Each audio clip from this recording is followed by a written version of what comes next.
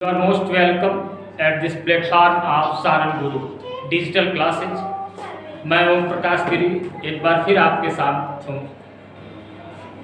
Biology के class 12 के biology के सेकंड चैप्टर मानव प्रजनन के बारे में बात करने के लिए प्रीवियस वीडियोज में हमने बात किया था नर जनन अंग और मादा जनन अंगों की बात की थी, प्यूबर्टी की बात की थी। एक्चुअली जो प्रोसेस ऑफ प्रजनन है या reproduction one of the most complicated process है, जिसमें कि स्पेशली सेक्सुअल रिप्रोडक्शन, जैसा कि जान रहे हो कि सेक्सुअल रिप्रोडक्शन की जब बात होती है तो सेक्सुअल रिप्रोडक्शन में कॉम्प्लिकेशंस ज़्यादा होते हैं और सेक्सुअल रिप्रोडक्शन के केस में गैमेट फॉर्मेशन होगा। जब भी लैंगिक प्रजनन होगा तो लैंगिक प्रजनन की प्रक्रिया में युग्मक बनेंगे, युग्मक बन रहे हैं, युग्मक दैट इज द गैमेट्स। ये गैमेट्स बन रहे हैं और इन गैमेट्स का बनना इस लैंगिक प्रजनन की एक बहुत बड़ी विशेषता है। आखिर क्या इनका कंट्रीब्यूशन है, पहले हम इस पर देखते हैं कि युग्मक बन रहे हैं। तो युग्मक बन रहे हैं लैंगिक प्रजनन के लिए, तो युग्मक का क्या रोल है और कैसे ही क्या कार्य करते हैं। युग्मक क्या है, पहले तो ये हमें जानना है कि युग्मक क्या है। तो हमेशा हमको ये याद रखना है कि युग्मक और सूत्री कोशिकाएं होती हैं जो कि जनन के लिए माइटोसिस नहीं मियोसिस अर्धसूत्री विभाजन के द्वारा बनती है, यानी कि अर्धसूत्री, हिंदी में हमारा अर्धसूत्री है, इंग्लिश में हम कहें तो मियोसिस। मियोसिस सेल डिवीजन के द्वारा, ये मियोसिस सेल डिवीजन के द्वारा बनने वाली कोशिकाएं हैं, सेल्स हैं, कोशिकाएं हैं। तो ये कोशिकाएं कैसी होंगी, सेल्स ये है हैप्लॉइड, ये हैप्लॉइड है। हैप्लॉइड बोले तो असूत्री, ये हो जाएगा इंशाल्लाह। असूत्री कोशिकाएं हैं, वे सेल्स हैं जो कि सामान्य द्विगुणित के जगह पर अगुणित हो जाती हैं। क्या हो जाती हैं? अगुणित, याद रखेंगे, अगुणित हो जाती हैं। अगुणित बोले तो हैप्लॉइड हो जाती हैं, वो कोशिकाएं हैं जो कि हैप्लॉइड हो जाती हैं। सामान्य कंडीशन क्या है, एक सामान्य कोशिका जो होती है वो क्या होती है, वे द्विगुणित होती है, द्विगुणित होती है, द्विगुणित होती है, डिप्लॉयड होती है।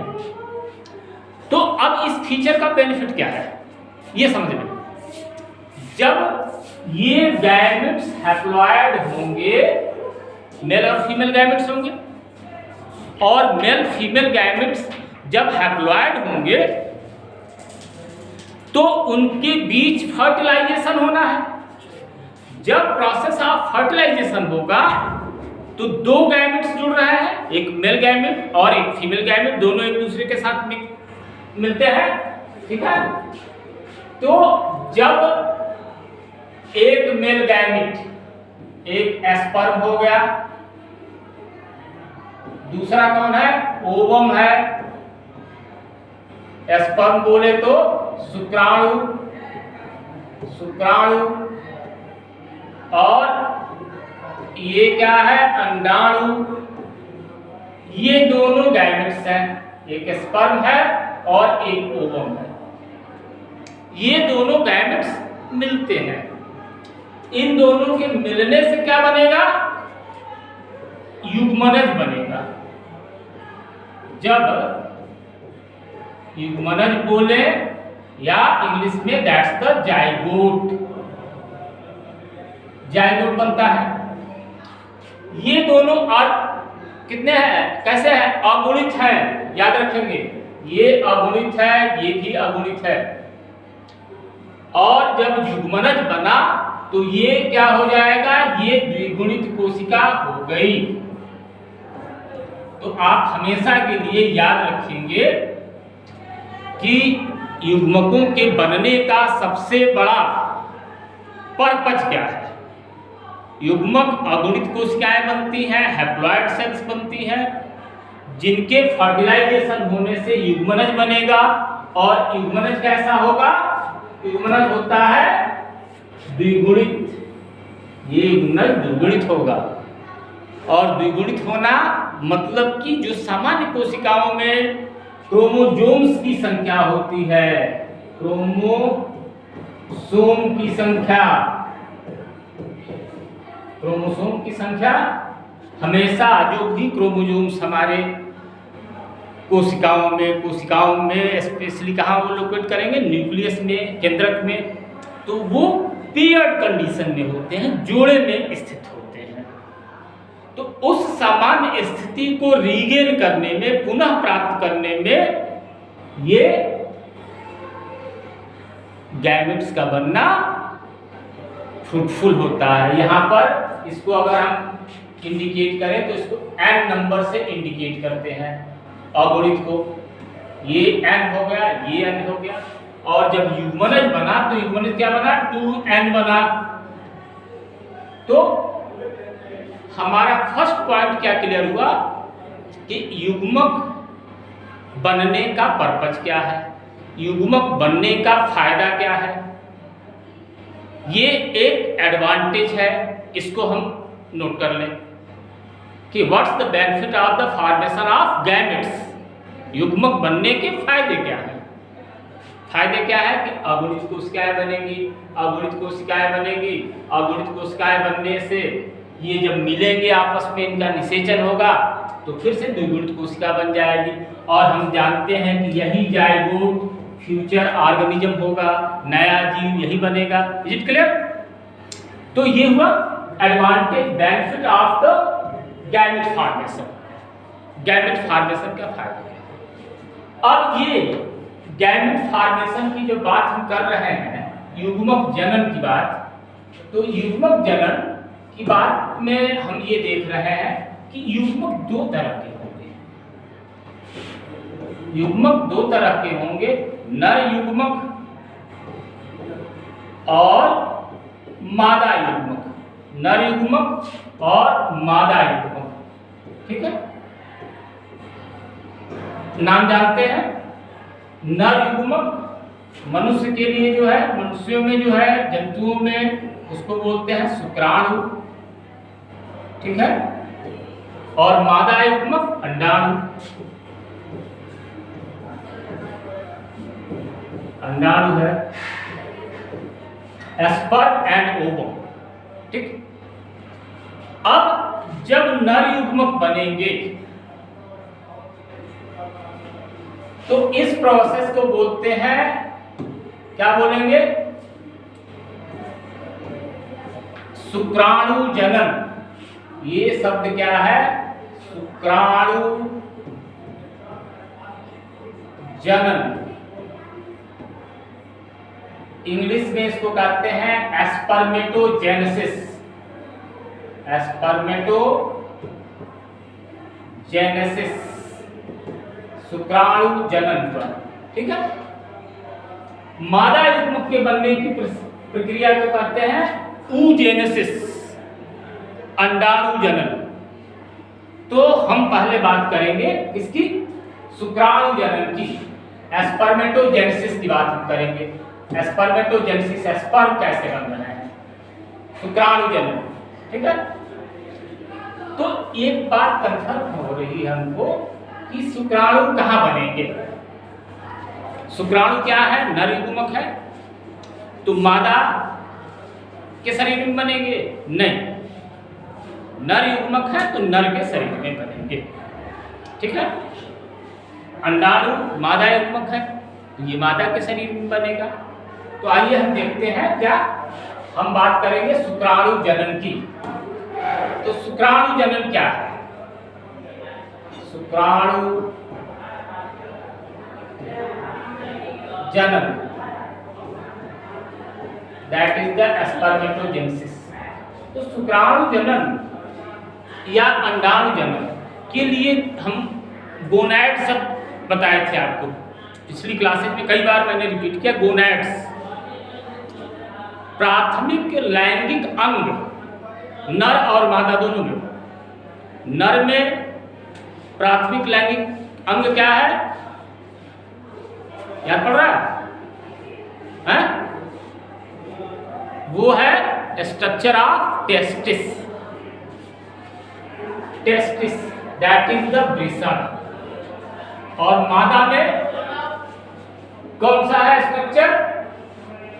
है इसी से मिलता जुलता है, अंडाशय। तो ये मेल में है और ये फीमेल में है। ये दोनों देखो, हमारी एनसीईआरटी क्या कर रही कि प्राथमिक लैंगिक अंग ये प्राइमरी रिप्रोडक्टिव ऑर्गन्स है। वृषण that is the testis and अंडाशय ओवरी, ये है टेस्टिस और ये है ओवरी। ये दोनों प्राइमरी रिप्रोडक्टिव अंग हैं। तो यहीं पर गैमेटोजेनेसिस होगा। शुक्राणु जनन, स्पर्मेटोजेनेसिस जो है,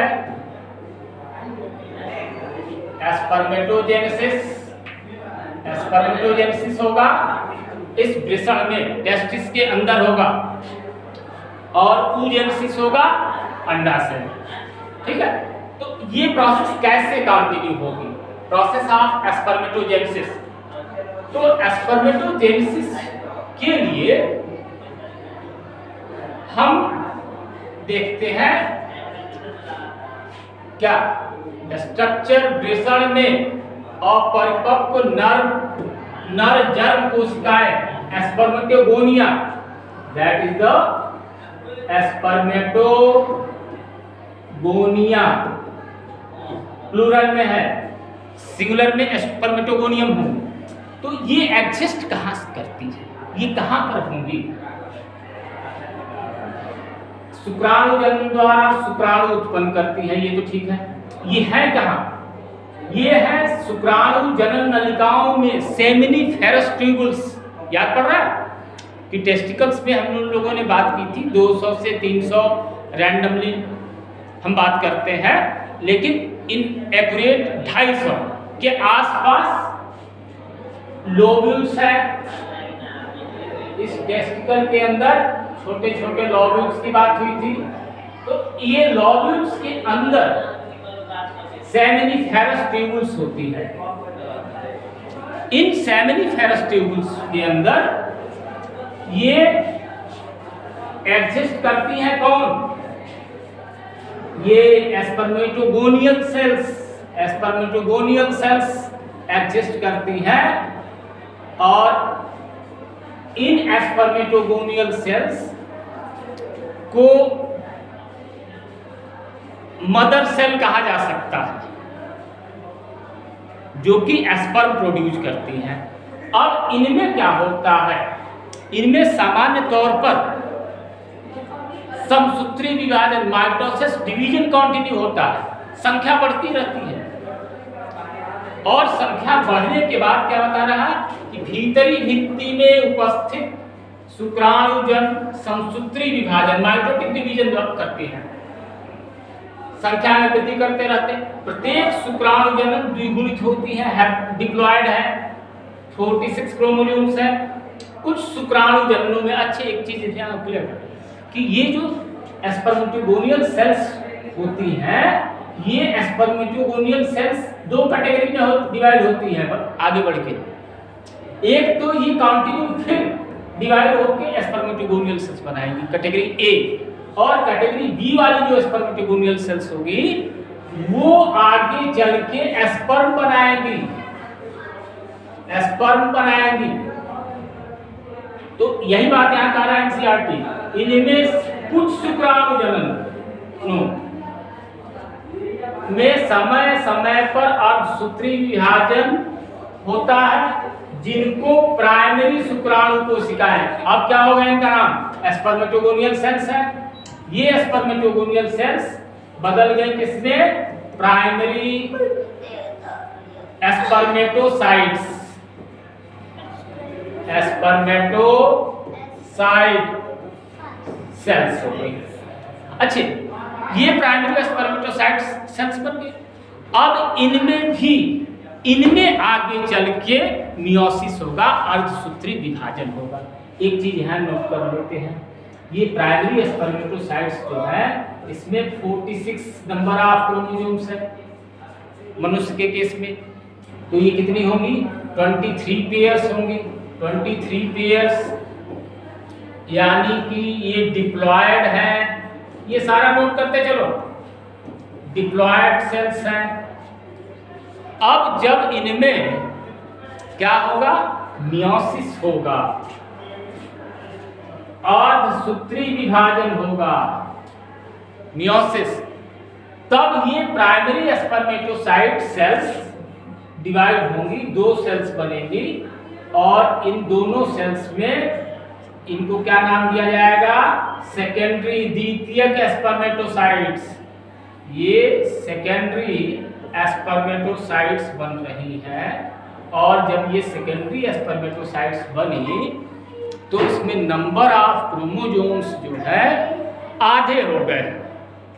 गौर करना होगा यहीं पर, ये बहुत इंपॉर्टेंट क्वेश्चन है कि जैसे नाम दे दिया गया कि primary spermatocytes, secondary spermatocytes, spermatogonial cells, इसमें कौन सी हैप्लॉयड है, यानी कि कौन सी अगुणित है और कौन सी डिप्लॉयड है। ठीक है, हैप्लॉयड डिप्लॉयड पूछा जाता है, तो ये डिप्लॉयड है और ये जो हो गई ये हैप्लॉयड सेल्स बन गई। कितनी बनी है, 2 बनी है। ठीक है, 1 2 ये 2 हैप्लॉयड सेल्स बनी, और यहाँ प्रथम अर्धसूत्री विभाजन को पूरा करते हुए 2 समान अगुणित कोशिकाओं की रचना करते हैं, जिन्हें द्वितीयक शुक्राणु कोशिकाएं, सेकेंडरी स्पर्मेटोसाइट्स कहते हैं। तो ये सेकेंडरी स्पर्मेटोसाइट्स तक आ गया। सेकेंडरी स्पर्मेटोसाइट्स कैसे हो गए, तो ये हैप्लॉयड हो गए सेकेंडरी स्पर्मेटोसाइट्स। अब सेकेंडरी स्पर्मेटोसाइट्स के बाद क्या होता है, ये सेकेंडरी स्पर्मेटोसाइट्स हो गई। ये सेकेंडरी स्पर्मेटोसाइट्स कैसी थी, तो हैप्लॉयड थी। अब इस प्रकार उत्पन्न प्रत्येक कोशिका में 23 गुणसूत्र होते हैं, ये बात हम लोगों ने कर लिया। द्वितीयक शुक्राणु कोशिका यानी सेकेंडरी स्पर्मेटोसाइट सेल्स दूसरे अर्धसूत्री विभाजन, जान रहे ना कि जो मियोसिस डिवीजन होता है, आज अर्धसूत्री विभाजन होता है, इसके 2 पार्ट्स होते हैं, पहला और दूसरा। तो ये दूसरा पार्ट है, ये माइटोसिस से के जैसा होता है, के गुजरते हुए 4 बराबर अगुणित स्पर्मेटिड्स पैदा करते हैं, शुक्राणु प्रसूर, हिंदी के नाम बहुत टिपिकल है। तो हम प्राइमरी स्पर्मेटोसाइट्स के बाद कितना हुआ, 2 सेकेंडरी स्पर्मेटोसाइट्स बने। कैसे थे, ये 2n थे, ये कैसे हो गए, n हो गए। ठीक है, अब इनसे क्या बन रहे हैं, इसमें सेकेंड अर्धसूत्री विभाजन, सेकेंड मियोटिक डिवीजन हो रहा है।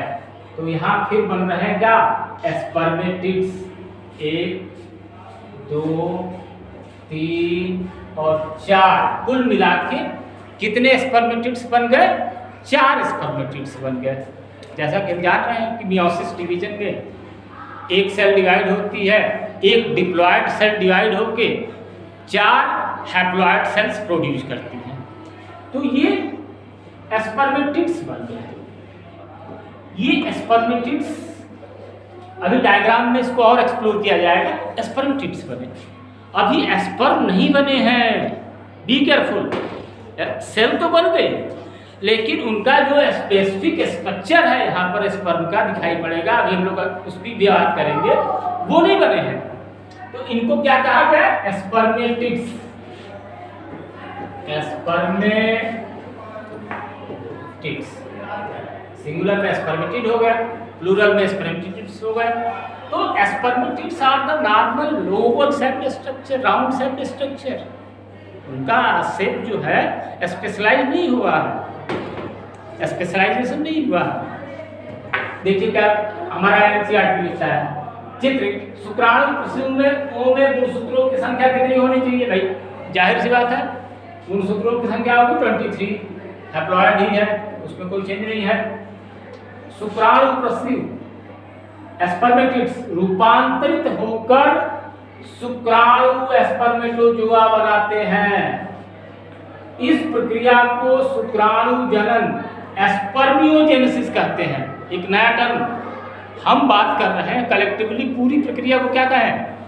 स्पर्मेटोजेनेसिस।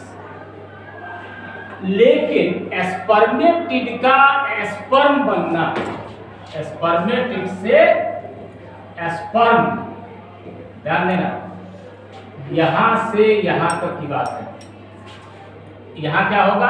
अब ये जब स्पर्म बनेगा तो कुछ स्पेसिफिक स्ट्रक्चर इसका हो जाएगा।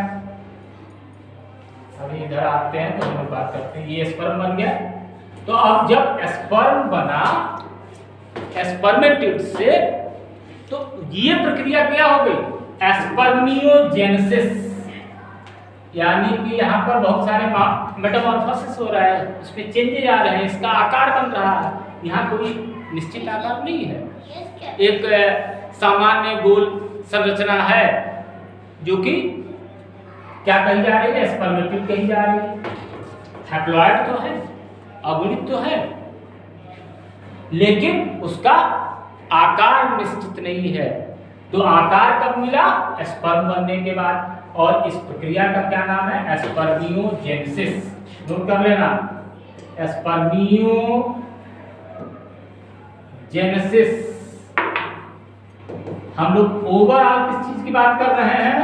ओवरऑल हम बात कर रहे हैं स्पर्मेटोजेनेसिस, स्पर्मेटोजेनेसिस की।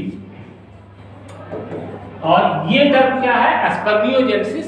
स्पर्मियोजेनेसिस वह प्रक्रिया है जिसमें कि एक सामान्य गोल स्पर्मेटिड नाम की संरचना शुक्राणु स्पर्म की संरचना में परिवर्तित हो जाती है, जिसमें कि उसके पास निश्चित हेड, बॉडी और टेल होगा। तो ये स्पर्मियोजेनेसिस है। अब स्पर्मियोजेनेसिस की प्रोसेस कंप्लीट होने जा रही है और बन गया, शुक्राणु जनन हो गया। अब शुक्राणु जनन के पश्चात शुक्राणु सिर्फ सर्टोली सेल्स में अंतः स्थापित होना है, इम्बेड हो जाएंगे, उसमें जाके धस जाएंगे। हम जान रहे हैं ना कि सर्टोली सेल्स थी जो कि नर्सिंग सेल कही गई, जो कि खाना पानी देंगी, तो उसमें जाके ये धस जाएंगी, इम्बेड हो जाएंगी। और जब वहाँ जाएंगी तो इनको पोषण मिलेगा, खाना पानी मिलेगा, वो मजबूत होंगी, मजबूत होंगी। और अंत में जिस प्रक्रिया द्वारा शुक्राणु जनक नलिकाओं से मोचित रिलीज हो रही है, उस प्रक्रिया को स्पर्मिएशन कहते हैं, विभेषण कहते हैं। ये प्रक्रिया कब होगी? जब ये सब कहाँ हो रहा है? लोब्यूल्स में हो रहा है, टेस्टिस के लोब्यूल्स में ये काम हो रहा है। जहां पर प्रोसेस को हम एक बार रिव्यू करते हैं, क्या है? वहां स्पर्मेटोगोनियल सेल्स हैं, स्पर्मेटोगोनियल सेल्स हैं, और उन स्पर्मेटोगोनियल सेल्स में माइटोटिक डिवीजन, समसूत्री विभाजन हो रहा है। और उसमें दो तरह की कोशिकाएं बनती हैं, हमने बताया ना अभी, ए और बी। तो जो ए टाइप की होंगी वो फिर नया प्रोसेस बनाएंगी या स्पर्मेटोगोनियल सेल्स उससे बनते रहेंगे। जो बी टाइप की सेल्स हो जाएंगी उनमें मॉडिफिकेशन हो जाएगा और वो प्राइमरी स्पर्मेटोसाइट्स बनेंगी। ठीक, प्राइमरी स्पर्मेटोसाइट्स बन गई। प्राइमरी स्पर्मेटोसाइट्स डिप्लॉयड हैं, द्विगुणित हैं। प्राइमरी स्पर्मेटोसाइट्स में माइटोटिक डिवीजन होगा और वो हैप्लॉयड सेल बनेगी। ठीक, अब सेकेंडरी स्पर्मेटोसाइट्स, सेकेंडरी स्पर्मेटोसाइट्स क्या बनी? स्पर्मेटिड्स बनी। Spermatids Oval round shaped structures हैं, कोई स्पेसिफिकेशन नहीं है। स्पर्मेटिड्स से स्पर्म बनेंगे और स्पर्मेटिड से स्पर्म बनने की प्रोसेस को स्पर्मियोजेनेसिस बोलते हैं। ओवरऑल प्रोसेस जो है हमारा स्पर्मेटोजेनेसिस है। ठीक है, अब इस डायग्राम को देखते हैं।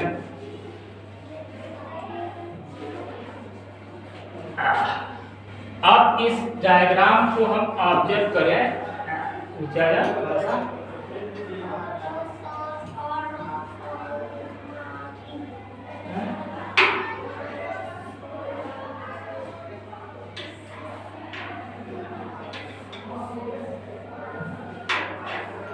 हाँ, रुक जाए। ठीक है, अब इस डायग्राम को, ये हमारी सेमिनिफेरस ट्यूबुल्स का ये काट है, ये पूरा सेमिनिफेरस ट्यूबुल्स है। अब इस सेमिनिफेरस ट्यूबुल्स के इंटरनल पार्ट में सर्टेलिटी सेल्स, नर्सिंग सेल्स हैं, ये प्राइमरी स्पर्म सेल्स हैं। अब ये प्राइमरी डिवाइड होंगी तो सेकेंडरी शुक्राणु कोशिकाएं बन रही हैं। प्राइमरी स्पर्मेटोसाइट्स सेकेंडरी स्पर्मेटोसाइट्स में बदल रही हैं। ये प्राइमरी, ये सेकेंडरी, और सेकेंडरी देखो ये प्राइमरी 2n था, डिप्लॉयड है। सेकेंडरी जब बन रहा तो ये हैप्लॉयड हो गया। शुक्राणु प्रसू जिसको स्पर्मेटिड बोल रहे हैं, ये भी हैप्लॉयड ही है। शुक्राणु जो बन रहा है ये भी हैप्लॉयड ही है। लेकिन अब यहाँ हमको ध्यान देना होगा कि प्राइमरी और सेकेंडरी के बीच में मियोसिस डिवीजन होता है। ठीक है, और दूसरा सबसे इंपॉर्टेंट सेगमेंट क्या है ये ध्यान देना, शुक्राणु प्रसू, जहां स्पर्मेटिड की बात हुई, स्पर्मेटिड और स्पर्म बनने में डिफरेंस है। हम देख रहे हैं स्पर्मेटिड्स जो सामान्य राउंड शेप्ड है, उनका कोई स्पेसिफिक स्ट्रक्चर नहीं है। इसको हम ले सकते हैं, यहाँ इंडिकेट किया है लेकिन यहाँ पर टेल दिखाया है, ऐसा नहीं हो सकता। जब टेल बन गया, हेड, बॉडी और टेल का स्ट्रक्चर बन गया तो वो स्पर्म हो गया, और यहाँ पर प्रोसेस जो है स्पर्मियोजेनेसिस है। हाँ, उसके अलावा क्या बता रहा है? अब इसमें दूसरा जो पॉइंट हम लोग डिस्कस करेंगे कि what's the contribution of hormones. Hormones कैसे क्या करते हैं? हम जान रहे हैं कि जो प्रोसेस ऑफ सेक्सुअल रिप्रोडक्शन है या जो भी हमारी फिजियोलॉजिकल एक्टिविटीज है, तो उसके लिए हार्मोनल चेंजेज होने जरूरी है, हार्मोनल इंपैक्ट पड़ने हैं। तो इस प्रोसेस में स्पर्म फॉर्मेशन में हार्मोन्स कैसे क्या परफॉर्म कर रहे हैं रोल। देखो एनसीईआरटी, हमारी जो एनसीईआरटी बुक है बहुत कंसाइज में डिस्क्राइब की है, और एक एक पॉइंट को इन्होंने छोड़ा नहीं है, कोई पॉइंट यहाँ से छूटा नहीं है। हमें कहीं अलग नहीं जाने की जरूरत है, हमें एनसीईआरटी बुक जो है हमारी सिलेबस की उसको पढ़ना है सबसे बेहतर। और देखते हैं क्या लिख रहा है। ये प्रोसेस शुरू हो जाती है तब, ये शुरू हो जाएगी प्रोसेस किशोरावस्था, जहां पर हम एवनारंभ में प्यूबर्टी के स्टेज से शुरू हो रही है, और प्यूबर्टी के स्टेज में जब प्रोसेस ऑफ गैमेटोजेनेसिस शुरू हो गया। गैमेटोजेनेसिस कौन सी? स्पर्मेटोजेनेसिस की बात हो रही है। तो ये शुरू होगा तो उसके लिए एक हाइपोथैलेमिक हार्मोन की हम बात किए थे, कहते हैं कि मास्टर ग्लैंड है हाइपोथैलेमस, और हाइपोथैलेमस क्या सिक्रीट करता है? गोनाडोट्रोपिन हार्मोन, जीएनआरएच इसको कहते हैं, गोनाडोट्रोपिन रिलीजिंग हार्मोन, ये सीक्रेट करेगा हाइपोथैलेमस। अब ये जब सीक्रेट होता है तो ये यहाँ से चल के आएगा किसके ऊपर, तो ये पिट्यूटरी पर, और पिट्यूटरी के एंटीरियर पिट्यूटरी, अग्र पिट्यूटरी पर ये काम करता है। ये ध्यान रखेंगे, पोस्टीरियर पिट्यूटरी पर नहीं, एंटीरियर पिट्यूटरी पर, मिडिल पर नहीं, एंटीरियर पर, एंटीरियर पिट्यूटरी पर काम करता है। और जब एंटीरियर पिट्यूटरी पर जीएनआरएच का इम्पैक्ट आया तो यहाँ से दो सेक्स हार्मोन निकलेंगे, एफएसएच और LH, follicle stimulating hormone, follicle stimulating hormone, और दूसरा है एलएच, ल्यूटेनाइजिंग हार्मोन। आते हैं इधर, देखो बुक कैसे क्या लिख रहा है, गोनाडोट्रोपिन रिलीजिंग हार्मोन के स्तर में वृद्धि के कारण या अग्र प्यूस ग्रंथि एंटीरियर पिट्यूटरी ग्लैंड पर कार्य करता है, तथा दो गोनाडोट्रोपिन हार्मोन ल्यूटेनाइजिंग और फॉलिकल स्टिमुलेटिंग हार्मोन एलएच और एफएसएच ये श्रावण को उद्दीपक करता है। उद्दीपक माने स्टिमुलेट कर देगा, बाहर गया। एलएच क्या करेगा, अब एलएच चला जाएगा लीडिंग सेल्स पर, था ना इसमें, ये जो शुक्राणु जनन नलिकाएं हैं, स्पर्मेटोगोनियल सेल ट्यूब है, तो इसके चारों तरफ सर्टोली सेल्स हैं, और जो पैकेजिंग मटेरियल है तो सर्टोली सेल्स क्या कर रही है, ये स्टिमुलेट करेंगी और एंड्रोजेंस के संश्लेषण को उद्दीपक करेंगी। एंड्रोजेंस माने basically different testosterone, androgen all the male hormones, जो भी मेल हार्मोन्स हैं एंड्रोजेंस बोले जाते हैं। और इन एंड्रोजेंस में सबसे प्रोमिनेंट जो है वो नाम है टेस्टोस्टेरोन का। तो हम कॉमनली ये कहते हैं कि टेस्टोस्टेरोन और एंड्रोजन मेल हार्मोन, ये मेल हार्मोन है। अब इसके बदले में पुंजन शुक्राणु जनन की प्रक्रिया को उद्दीपित करता है। अब यहाँ पर स्पर्मेटोजेनेसिस की प्रोसेस स्टिमुलेट होगी, जो शुक्राणु जनन की प्रक्रिया में सहायक होता है। ठीक है, अब यहां से इस ग्राफ को देखो, एलएच किसको स्टिमुलेट करेगा, लीडिंग सेल्स को, लीडिंग सेल्स को स्टिमुलेट किया, और एफएसएच किसको स्टिमुलेट किया। अब इस लीडिंग सेल्स के इंपैक्ट में क्या होगा, ये एंड्रोजन या टेस्टोस्टेरोन बन रहा है, प्लस एफएसएच है ही है। एफएसएच शुक्राणु जनन नलिकाओं सेमिनिफेरस ट्यूबुल्स को स्टिमुलेट किया, इसका इंपैक्ट पड़ेगा सेमिनिफेरस पर, याद कर लो, सेमिनिफेरस ट्यूबुल्स पर। और एलएच का इंपैक्ट पड़ा लीडिंग सेल्स पर, और इसके साथ लीडिंग सेल्स ने क्या किया, एंड्रोजन का प्रोडक्शन भी किया। तो एंड्रोजन का प्रोडक्शन प्लस की वजह से ये एफएसएच भी एक्टिवेट हुआ, और सेमिनिफेरस ट्यूबुल से स्पर्म फॉर्मेशन की प्रोसेस शुरू हो गई। ये हमने तीसरा टॉपिक कवर किया है, ध्यान देना। हम बात कर रहे हैं स्पर्मेटोजेनेसिस की, स्पर्म फॉर्मेशन की, शुक्राणु जनन की। तो शुक्राणु जनन के केस में हमने फर्स्ट टॉपिक क्या देखा कि शुक्राणु जनन का, शुक्राणु जनन नहीं, कुल मिला के युग्मक जनन का क्या बेनिफिट है, क्यों होता है, युग्मक जनन कैसे हुआ, शुक्राणु जनन। तीसरा पॉइंट क्या हुआ कि हार्मोनल इंपैक्ट क्या है इस प्रोसेस में, हार्मोन्स का क्या रोल है। अब आते हैं हम लास्ट टॉपिक इस हेडिंग में कि क्या स्ट्रक्चर है किसका, स्पर्म का, जिसकी बात हम लोग कर रहे हैं कि स्पर्म कैसा है, क्या इसका स्ट्रक्चर है। तो एक स्ट्रक्चर हम देखते हैं स्पर्म का।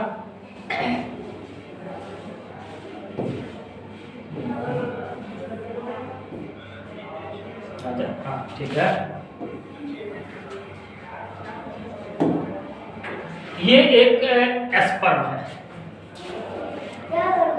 स्पर्म बना कहां से, फिर से प्राइमरी स्पर्मेटोसाइट्स, प्राइमरी स्पर्मेटोसाइट्स थे। प्राइमरी कैसे थे, डिप्लॉयड थे, टूरियन थे। ये बना सेकेंडरी स्पर्मेटोसाइट। ये सेकेंडरी स्पर्मेटोसाइट्स कैसा हो गया, एन हो गया। सेकेंडरी स्पर्मेटोसाइट्स फिर क्या बना, स्पर्मेटिड, स्पर्मेटिड, ये भी डिप्लॉयड था। लेकिन स्पर्मेटिड के बारे में हम क्या जानते हैं कि ये नॉन स्पेशलाइज्ड था, इसका कोई स्पेशल फॉर्म नहीं था, स्ट्रक्चर नहीं था, जैसा कि हम यहाँ पा रहे हैं। और ये स्पर्मेटिड बन गया स्पर्म, और इस स्पर्मेटिड के स्पर्म बनने की प्रोसेस को क्या बोल रहे हैं, याद करो, स्पर्मियोजेनेसिस। स्पर्मेटोजेनेसिस का ये पार्ट है जहां स्पर्मेटिड स्पर्म बन रहा है, स्पर्मियोजेनेसिस।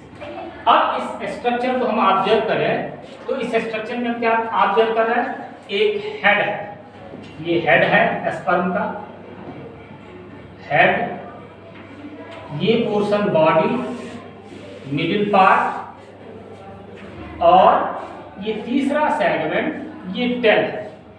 ये तीन मेजर पार्ट्स हैं किसी भी स्पर्म के जनरल स्ट्रक्चर की। अगर हम बात करें तो ये स्ट्रक्चर है। तुम्हारी बुक के हिसाब से क्या है, एक प्लाज्मा झिल्ली शुक्राणु की पूरी काया बॉडी को आवृत की रहती है। तो यानी कि क्या है, सबसे बाहर क्या है, एक प्लाज्मा मेम्ब्रेन है। सबसे बाहर की जो कवरिंग है वो किसकी बनी हुई है, एक प्लाज्मा मेम्ब्रेन की बनी हुई है। ठीक है, पूरा स्ट्रक्चर। जनरल सेल्स की जब भी बात करोगे, एनिमल सेल की जब भी बात करोगी, तो क्या है, प्लाज्मा मेम्ब्रेन की कवरिंग होती है सेल के चारों। ठीक है, शुक्राणु के शीर्ष में हेड में एक दीर्घाकृत बड़ा सा इलांगेटेड अगुणित केंद्रक हैप्लॉयड न्यूक्लियस होता है। ये अग्रपिंड है और यहाँ पर केंद्रक युक्त गुणसूत्री पदार्थ, ये न्यूक्लियस का पार्ट है, जेनेटिक मटेरियल इसके अंदर भरा हुआ है।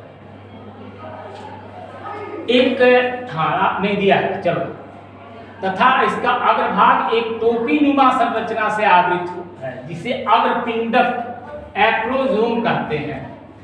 यह अग्रपिंडक उन एंजाइम से भरा होता है जो अंडाणु के निषेचन में मदद करते हैं। ये जो अग्रपिंडक है, एक्रोजोम, जो ये हेड रीजन है, ये हेड रीजन क्या करता है, ये यहाँ पर इसको बोलते हैं अंग्रेजी में एक्रोसोम, इसमें एंजाइम्स होते हैं और ये स्पेसिफिक एंजाइम्स सपोर्ट करते हैं in the process of fertilisation, insertion of the sperm inside the ovum. Ovum के स्पर्म के अंदर घुसने की प्रक्रिया को ये सपोर्ट करते हैं। कौन, एक्रोसोम, इसमें एंजाइम है। ये जो ओवम होता है, ओवम के आउटर मेम्ब्रेन को डिजॉल्व करने में सपोर्ट करता है। और इस प्रोसेस में ये जो जेनेटिक मटेरियल है, हेड रीजन, ये इंसर्ट, ठीक है, अग्रपिंडक एंजाइम से भरा होता है जो अंडाणु के निषेचन में मदद करते हैं। मिडिल पार्ट में आते हैं। शुक्राणु के मध्य खंड में असंख्य सूत्रकणिकाएं, माइटोकॉन्ड्रिया, इस पोर्शन में ये सूत्रकणिकाएं हैं, मिडिल पार्ट है, और इसमें ये क्या है, माइटोकॉन्ड्रिया है, भरे हुए हैं, लार्ज नंबर ऑफ माइटोकॉन्ड्रिया। और जानते हैं कि mitochondria is known as the power house of the cell. Power house है, एनर्जी होगी प्रोड्यूस, तो ये एनर्जी प्रोड्यूस कर रहे हैं। और इन्हीं एनर्जी के बल पर ये जो इसकी पूंछ है, हिलती डुलती है, चलती है, जो पूंछ को गति प्रदान करने के लिए ऊर्जा प्रदान करती है। जिसके कारण शुक्राणु को निषेचन करने के लिए आवश्यक गतिशीलता मूवमेंट चाहिए, एक स्पेसिफिक मूवमेंट होना चाहिए, उसमें इतनी गति होनी चाहिए, प्रदान करती हैं। मैथुन क्रिया के द्वारा पुरुष 20 से 30 करोड़ शुक्राणु स्थगित करता है, लगभग यही एवरेज है अमाउंट ऑफ द, क्या बोलते हैं, 2 से 3 ml करीब सीमेन होता है, और इस सीमेन में 20 to 30 करोड़ क्या है स्पर्म होते हैं। और इनमें से भी कंडीशन क्या है, देखिए, सामान्य उर्वरता यानी कि फर्टिलिटी कब हो सकती है, जबकि उसमें से 60% शुक्राणु निश्चित रूप से सामान्य आकार और आकृति वाले होंगे।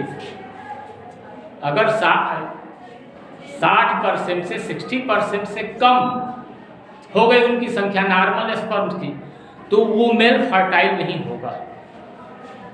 बहुत बार तुमने ये केसेस सुने होंगे कि बच्चे नहीं पैदा होते, और उस 60% में भी जो कंडीशन है, ये लाइन बहुत ध्यान से देखना, सामान्य उर्वरता से लगभग 60% शुक्राणु निश्चित रूप से समान आकार और आकृति वाले होने चाहिए। उसमें भी इनमें से कम 40% आवश्यक रूप से सामान्य जनन क्षमता के लिए तीव्र गतिशीलता प्रदर्शित करते हैं। अगर 40% वाले बहुत तेज मूवमेंट नहीं दिखाएंगे, उनमें पावर नहीं होगा, तो रिप्रोडक्शन नहीं हो सकता, फर्टिलाइजेशन नहीं हो सकता। ये कंडीशन है एक सामान्य स्पर्म के लिए, एक सामान्य मेल के फर्टिलिटी को मेंटेन करने के लिए। अब ये क्या हुआ, लास्ट करते हैं इसको, शुक्राणु जनन नलिकाओं से मोचित रिलीज हो गई, स्पर्म्स डिस्चार्ज हो गए, स्पर्म डिस्चार्ज हुए, और इनके बाद क्या है, ट्रांसपोर्ट होते हैं शुक्राणुओं की परिपक्वता और गतिशीलता के लिए एपिडिडाइमिस, शुक्रवाहक, शुक्राशय, सेमिनिफेरस ट्यूब्यूल्स तथा प्रोस्टेट ग्लैंड का श्रावण भी आवश्यक है। अब इन सब का जो सीमेन प्लाज्मा, शुक्राणु प्लाज्मा मिलते हैं तो सीमेन बनता है। यहां मैं रिपीट कर दूं कि जब स्पर्म